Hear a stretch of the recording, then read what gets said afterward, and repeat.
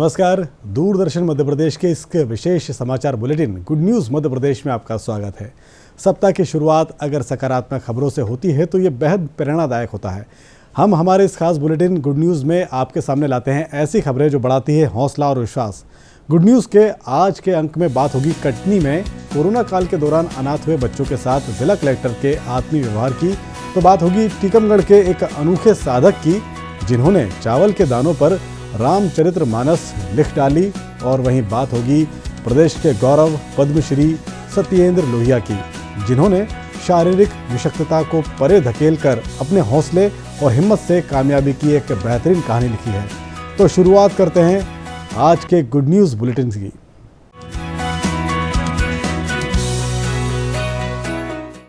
Corona काल के दौरान अनाथ हो चुके बच्चों के लिए केंद्र सरकार ने PM CARES fund for childrens योजना शुरू की थी।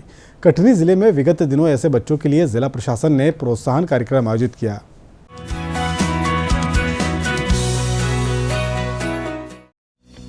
कटनी में काल के क्रूर हाथों ने जिन बच्चों के सिर से माता पिता का साया छीन लिया था, विगत दिनों जिला कलेक्टर अवी प्रसाद ने उन बच्चों और उनके संरक्षकों से भेंट की। कलेक्टर ने ऐसे बच्चों से बात कर उनकी समस्याएं सुनी और उनकी पसंद नापसंद के बारे में जानकारी ली। जिला कलेक्टर ने इन बच्चों के साथ बैठकर खाना भी खाया। जिला कलेक्टर के साथ बैठकर बच्चे बेहद खुश हुए। जिला कलेक्टर ने बच्चों को चॉकलेट सहित अन्य उपहार दिए। ये वो बच्चे हैं जो कोविड के दौरान जो परिस्थितियां बनी, इसमें इन्होंने अपने अभिभावकों को खो दिया।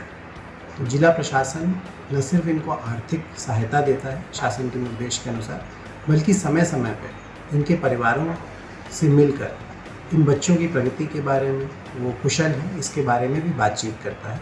इसी सिलसिले में आज हम लोग बैठे थे और बच्चों से चर्चा की गई कि वो उनकी पढ़ाई कैसी चल रही है, वो आगे क्या करना चाहते हैं अपने करियर में।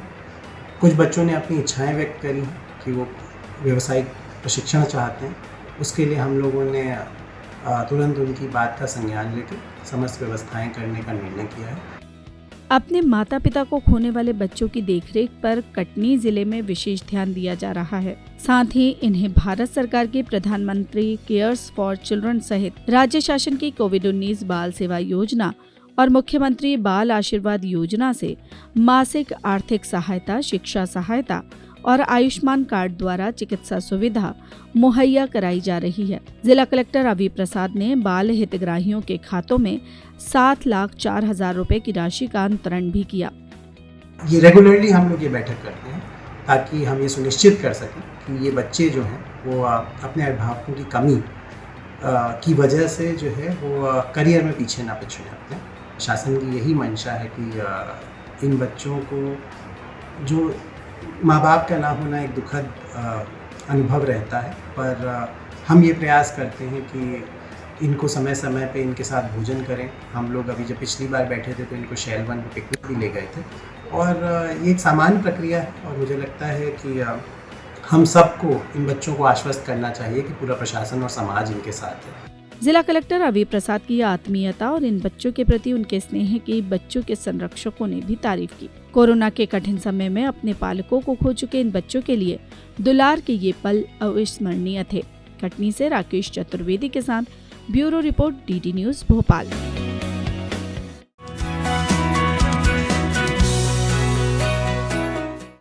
और अब बात एक अनोखी साधना की।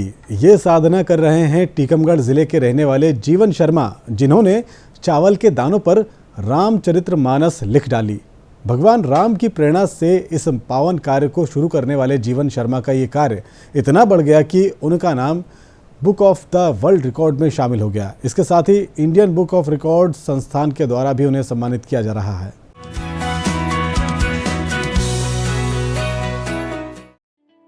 टीकमगढ़ जिले के रहने वाले जीवन शर्मा ने टीकमगढ़ जिले का ही नहीं बल्कि समूचे बुंदेलखंड का नाम रोशन किया है। अपनी अनूठी पहल और मेहनत के चलते इन्होंने बासमती के छोटे चावलों पर रामचरितमानस लिखकर रिकॉर्ड बनाया है। इस अनोखे कार्य के लिए उन्हें कई संस्थाओं ने सम्मानित भी किया है। टीकमगढ़ शहर के महावीर रेजिडेंसी में रहने वाले जीवन शर्मा हनुमान जी के अनन्य भक्त हैं। जब उन्होंने सोशल मीडिया पर हनुमान जी का वो चित्र देखा जिसमें रामचरितमानस लिखते हुए दिखाई दे रहे हैं, जीवन शर्मा ने इसके बाद चावल के दानों पर रामचरितमानस लिखने का संकल्प लिया और लंबे सफर के बाद मंजिल तक पहुंच ही गए। एक वीडियो देखी जिसमें वो रामायण का लेखन का काम कर रहे हैं। तो ये लगभग 1.5 वर्ष पुरानी बात है। तो देखते देखते मन में विचार आया। उसके बाद फिर उसको अपने घर में एवं अपने मित्र बंधुओं से चर्चा करी। चर्चा के उपरांत ऐसी मन में फिर संकल्प किया और अक्टूबर पश्चात नवंबर से मैंने रामचरितमानस को लेखन का कार्य प्रारंभ किया था। अभी तक हम 1,38,000 चावल के दानों का उपयोग करके 6वां कांड लंका कांड हमारा चल रहा है, जो कि समाप्ति की ओर है। इसके बाद अंतिम कांड जो हमारा है उत्तरकांड समाप्त होने के पश्चात हमारी संपूर्ण रामचरितमानस पूर्ण हो जाएगी। International book of the world record इससे भी हमें सम्मानित किया जा चुका है। India book of the record उनके द्वारा भी हमें सम्मानित किया जा चुका है। एक एक्सक्लूसिव वर्ल्ड रिकॉर्ड संस्था है, उसके द्वारा भी हमें सम्मानित किया जा चुका है। एक Kings world of the record इस संस्था के द्वारा भी हमें सम्मानित किया जा चुका है। अभी हमारा एशिया बुक ऑफ रिकॉर्ड में भी आवेदन स्वीकार हो चुका है, तो वहाँ से भी हमें अभी अवार्ड मिलने की संभावना है। संकल्प के पक्के जीवन शर्मा स्वास्थ्य विभाग जतारा में कंप्यूटर ऑपरेटर के पद पर काम कर रहे हैं। वे अपनी ड्यूटी के बाद नियमित तौर पर रात 9 बजे से 12 बजे तक रामायण लिखते हैं। करीब 18 माह की साधना के दौरान जीवन ने 1,38,000 चावल के दानों पर रामचरितमानस के 6 कांड लिखे हैं। उनकी ये लगन और चावल पर रामायण के सभी कांड लिखने के जुनून ने आज उनके साथ साथ टीकमगढ़ शहर को भी विशिष्ट पहचान दी है। किंग्स ऑफ द रिकॉर्ड के साथ विभिन्न संस्थाओं द्वारा उन्हें सम्मानित किया जा रहा है। Guinness book of world record में उनका ये रिकॉर्ड दर्ज किया गया है। जिला प्रशासन भी जीवन को सम्मानित कर चुका है। जीवन लाल शर्मा जी हमारे साथ के पढ़ने वाले हैं।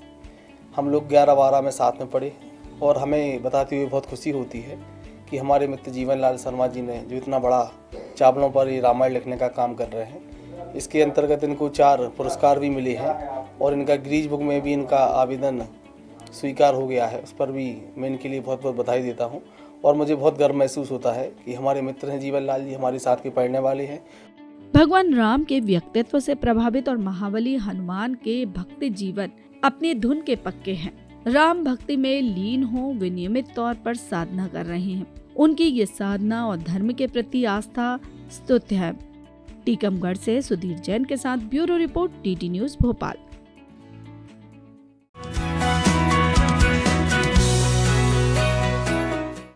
हौसला अगर बुलंद हो तो इंसान बुलंदियों की मंजिल हासिल कर लेता है। शारीरिक कमजोरी भी कामयाबी के आड़े नहीं आती। ग्वालियर के ऐसे ही हौसलेमंद जिन्होंने अपनी दिव्यांगता के बावजूद कमाल कर दिया है और उनकी काबिलियत के चलते उन्हें पद्मश्री के लिए चयनित किया गया है। देखिए ग्वालियर के पद्मश्री पैरा स्विमर सत्येंद्र लोहिया की कहानी।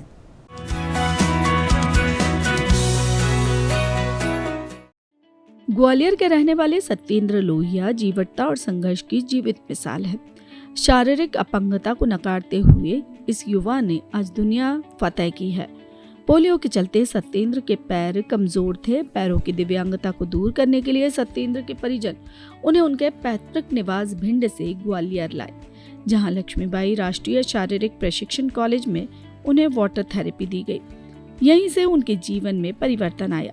सत्येंद्र पानी में उतरे और बेहतरीन तैराक बन गए। संघर्षों का सामना करते हुए सत्येंद्र आज कई नेशनल और इंटरनेशनल मेडल जीत चुके हैं।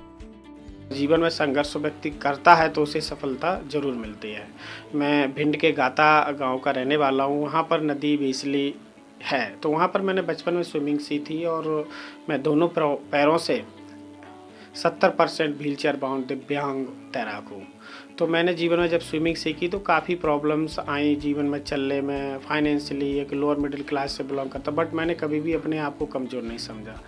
फिर ग्वालियर में मैं जब गाता गांव से स्विमिंग तो आती थी, टेक्निकल स्विमिंग नहीं आती थी। फिर मैं ग्वालियर आया। ग्वालियर में डॉक्टर BK डवास जी ने हमें स्विमिंग सिखाई।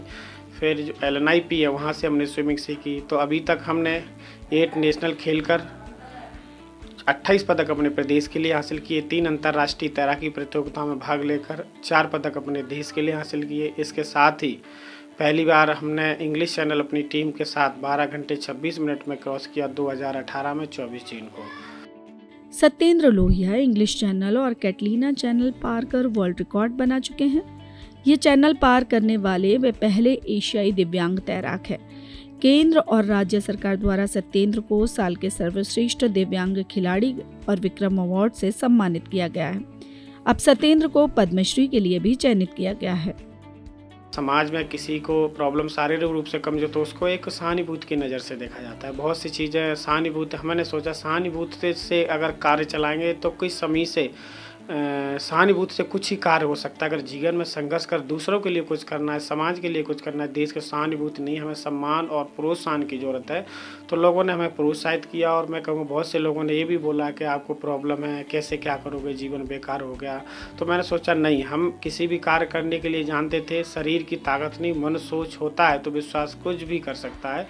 तो इसी इरादे से हम आगे बढ़ते गए और मैं अपने जो DD न्यूज़ के माध्यम से सभी को संदेश देना चाहता हूँ कि किसी कार्य बड़ा करने के लिए सपना देखिए, चाहे सपना दिव्यांग भी दे सकता है और शारीरिक रूप से स्वस्थ वो भी दे सकता है, बशर्ते हौसला और हिम्मत होती है, जज्बा होता है, जुनून होता है, ड्रीम होता है और कंटिन्यूटी होती है, एक ललक होती है। तो व्यक्ति चाहे शारीरिक रूप से दिव्यांग हो, शारीरिक रूप से स्वस्थ, अगर उसके पास ये है तो वो व्यक्ति कोई भी हो जीवन में, इसीलिए दिव्यांग व्यक्ति भी अपने देश का नाम अंतर्राष्ट्रीय स्तर पर ऊंचा करने के लिए वो कभी पीछे नहीं है।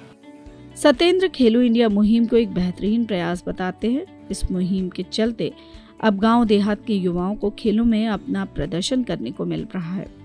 पद्मश्री के लिए चयनित होने पर जहां वो खुश हैं तो उनका सपना है कि वो जीवन में लगातार नई ऊंचाइयों को छुएं। उनका मानना है कि जीवन में किसी भी उपलब्धि पर रुकना नहीं चाहिए, बल्कि नई चुनौती के लिए हमेशा तैयार रहना चाहिए।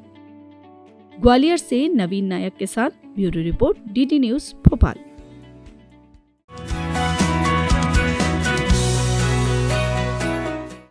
गुड न्यूज़ के आज के अंक में बस इतना ही। अगर आप इस बुलेटिन में ऐसी ही सकारात्मक खबरें देखना चाहते हैं, अगर आप कोई सुझाव देना चाहते हैं तो आप हमें ईमेल कर सकते हैं। हमारा ईमेल ID है goodnews@ddnewsmp@gmail.com। इसी के साथ दीजिए अनुमति। नमस्कार।